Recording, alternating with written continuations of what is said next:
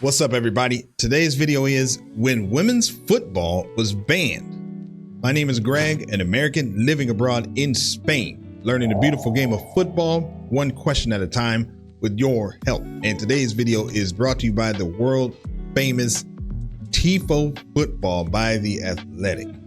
I will include a link in the description so you can hop on over there, show them some love, subscribe to their channel. I'm sure they would greatly appreciate that. This is a recommendation that came through our Discord channel, and it was recommended by Bowles Cove, K-O-V. I think I know who that is, like his real name, but you know, that's what he goes, that's his handle. So I'll just stick with that. This is going to be interesting. When women's football was banned. So just trying to think, what could that possibly mean? But why should I do that? I guess I should just watch it and have an unbiased reaction. How about that?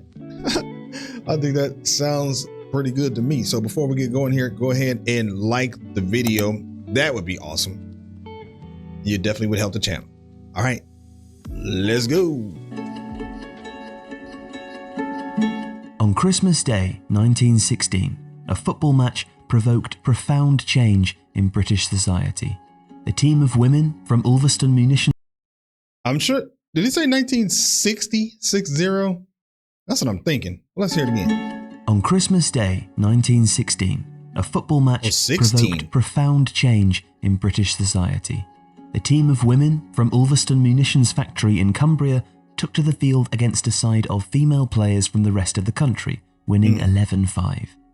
And the idea caught on. Over the following months, teams emerged from other munitions factories where, in support of the war effort, hundreds of thousands of women were entering the workplace for the first time. Matches were played with the aim of raising money for hospitals and charities for wounded soldiers, and initially, the Football Association and the press were both supportive of these games. Though with the praise, unfortunately, also came the publication of letters condemning players for the unmentionable garments they wore on match days. Yet the sport grew exponentially. By September 1917, so many teams had formed that a nationwide league was underway, and the inaugural final of the Munitionettes Cup was played in May 1918 in front of 22,000. Munitionettes. I think so that's what I many heard. teams had formed that a nationwide league was underway, and the inaugural final of the Munitionettes Cup was played in May 1918 in front of 22,000 people at Ayerson Park. Victory established 22,000. That seems like that would be a lot for that time of year for a women's match. Doesn't it seem like that would be a lot? Seems that way to me. Blythe Spartans as one of the best sides of the time, and with the sport's burgeoning popularity, landmark fixtures added to the growing momentum. A Christmas Day 1917 match, for instance, which was organised by munitionette Grace Sibbott, drew 10,000 spectators and raised the equivalent of £40,000 for the Moore Park VAD Hospital. Prior to these events, the First World War had devastated national sports. The Men's Football League and FA Cup were suspended from 1915 to 19, with clubs under pressure to encourage players to volunteer for military service prior to the advent of conscription in 1916. But now a new game had emerged, with teams cheered on by thousands-strong crowds in Preston, Newcastle, Glasgow, Coventry and other industrial areas across the country. Women's football had established itself as the sport of the wartime working class. But the end of the war brought new challenges. Wow, so it was like the main show in town, the sport of the working class. In 1919, the government dealt a major blow to women's football through its restoration of the Pre-War Practices Act. Women were forced to leave their factory jobs, decimating most of the teams and scattering their players to different parts of the country. Faced by crisis, Dick Care's ladies acted decisively. Manager Alfred Franklin persuaded the factory owners to guarantee jobs for his players, and Dick Cares had big plans, for which they received the owners' financial backing. Recognizing that the best players from other teams across the country had found themselves in precarious positions, Franklin set about individually recruiting them. For the price of relocation and leaving their families, the players would be given factory jobs and be part of an all-star football team. Oh, wow. The result was one of the strongest women's football sides of all time, which included stars like Lily Parr, goalkeeper Annie Hastie, and captain Alice Woods. Dick Cares became the dominant side of the era, at their peak attracting as many as 35,000 supporters to their games. and their ambition took them even further. From late April to early May 1920, Dick Cares played 4 fixtures against a side drawn from the finest French players of the time. In total, 50,000 spectators witnessed 2 wins and a draw for the home side before the French won a final game 2-1 at Chelsea's Stamford Bridge. France coach Alice Milliet had become a major pioneer for women's sport. And together, these teams brought women's football onto an international stage for the first time. The Stamford Bridge game was even covered by Path News, the newsreel technology innovators whose cameras recorded the game's highlights, ensuring an even broader audience. By the end of 1920, Dick Cares were popular enough to attract a crowd of... Man, so it was really happening. So it's so interesting because the title of the video is When Women's Football Was Banned. So he's setting us up.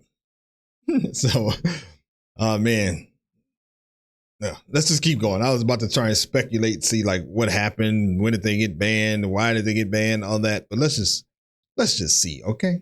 Okay. 53,000 at Everton's Goodison Park. This followed a year in which they had played almost 30 domestic games, been on a return tour of France, and in December played the first ever football match held under spotlights. Remarkably, their success had been achieved in an extremely turbulent post-war society. In 1919, hundreds of thousands of soldiers returned from the front lines with unparalleled psychological damage from the trench, only to be met with rocketing levels of unemployment and very little state support. There was widespread anger at the government and employers for the terrible conditions, so much so that millions of workers went on strike from 1919 to 1922. Others directed their anger at those they perceived to have taken their jobs, and in 3 years on strike? 1922, others directed their anger at those they perceived to have taken their jobs, and in 1919, race riots broke out in port cities like Liverpool and Cardiff. Voting rights changed drastically too. The suffragette movement achieved a partial victory when some women were finally granted the right to vote in 1918, while men gained universal suffrage. In other areas, the government made... Wait, what? Hold on, I don't The suffragette movement achieved a partial victory when some women were finally granted the right to vote in 1918, while men gained universal suffrage. Men gained universal suffrage? That's what he's saying? I mean, that sounds to me like men suffered universally. I mean, I know I'm just like stating the obvious words that I'm hearing, but am I missing something? Is somebody hearing something else, or does it have a different meaning? Were finally granted the right to vote in 1918, while men gained universal suffrage. In other areas, the government maintained reactionary stances, passing legislation against homosexuality in 1921 and actively encouraging women to return to domestic roles occupied in pre-war Britain. Damn. By 1921, women footballers had become the antithesis to this socially conservative atmosphere. They wore shorts, smoked cigarettes, and many cut their hair short, flaunting convention of the time. Further moral panic ensued when it became suspected that women's football teams incubated same-sex relationships. The success of women's football was also a sore spot for the government.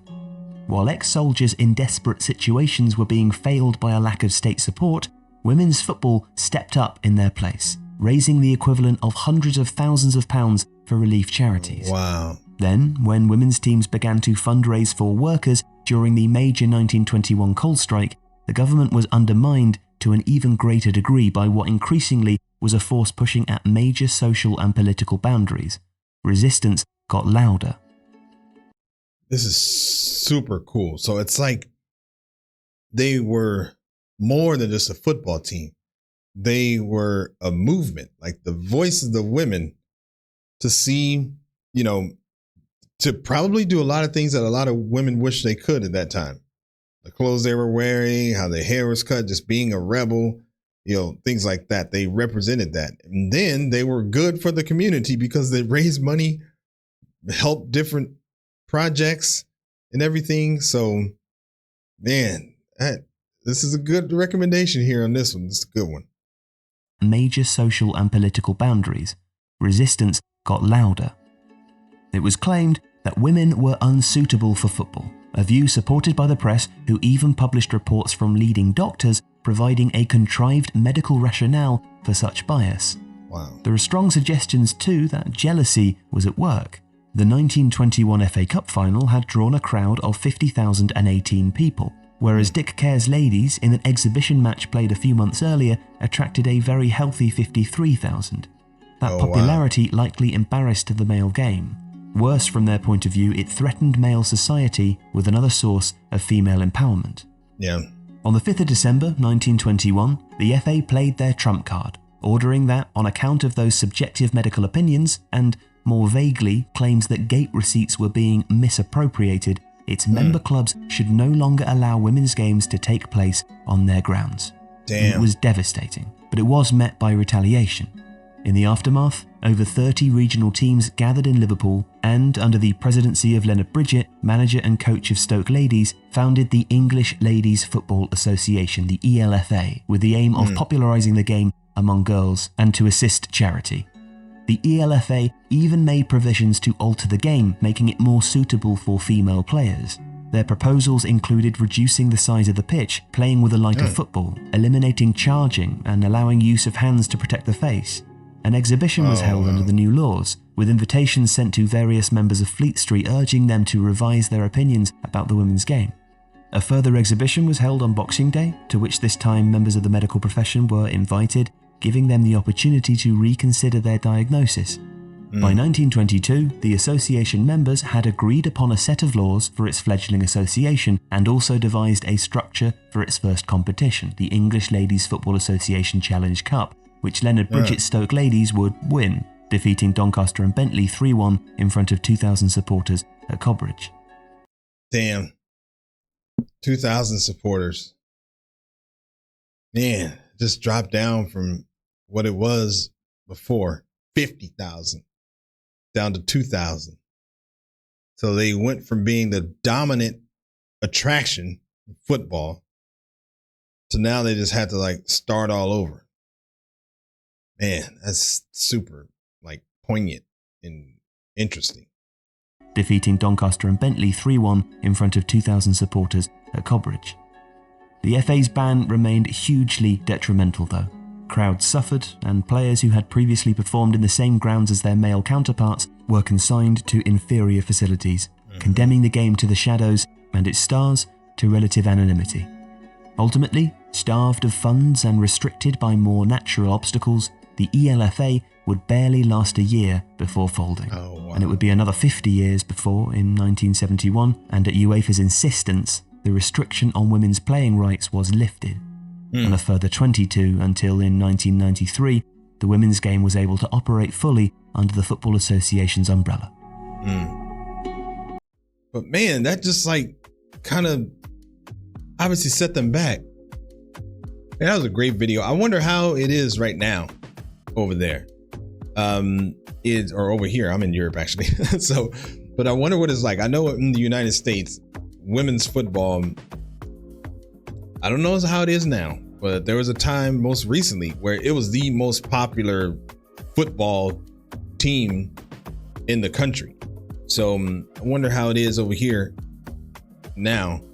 If well, you tell me, and so I don't have to speculate. Tell me how it is now. So great video, Mr. Bowles Cove. Thanks for recommending that. Definitely appreciate it. Hey, like the video. That would be a huge help to the channel, and it lets me know that you appreciate the videos that we're making here, so we can keep doing a lot more, make them enjoyable, all of those great things. As always, I appreciate you being here. Thanks for stopping by, and we will see you on the next video. Peace.